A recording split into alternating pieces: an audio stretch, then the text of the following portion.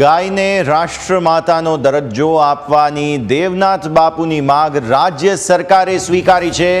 મુખ્યમંત્રી ભૂપેન્દ્ર પટેલે ગાંધીનગરમાં કચ્છના 5 સંતોને બોલાવી અને બેઠક કરી હતી। મુખ્યમંત્રી ભૂપેન્દ્ર પટેલે સંતોની માગણીને સૈદ્ધાંતિક રીતે સ્વીકારી લીધી છે અને સીએમએ ખાતરી આપી છે કે ટૂંક જ સમયમાં ગાયને રાષ્ટ્રમાતા જાહેર કરવા માટે કાયદો બનાવવામાં આવશે।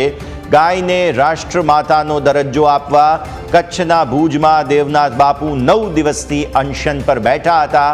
આખરે હવે તેમને મુલાકાત કરવામાં આવી છે અને ત્યારબાદ સૈદ્ધાંતિક સહમતિ દર્શાવવામાં આવી છે।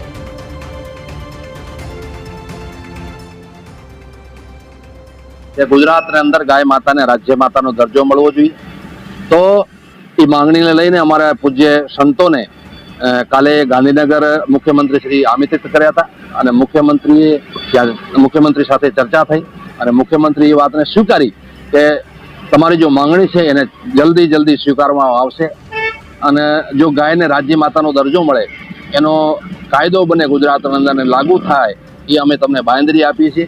તો અમને ચોક્કસ મુખ્યમંત્રી ઉપર વિશ્વાસ છે અને અમે આશા કરીએ છીએ કે જલ્દી એ કાયદો બને અને લાગુ થાય।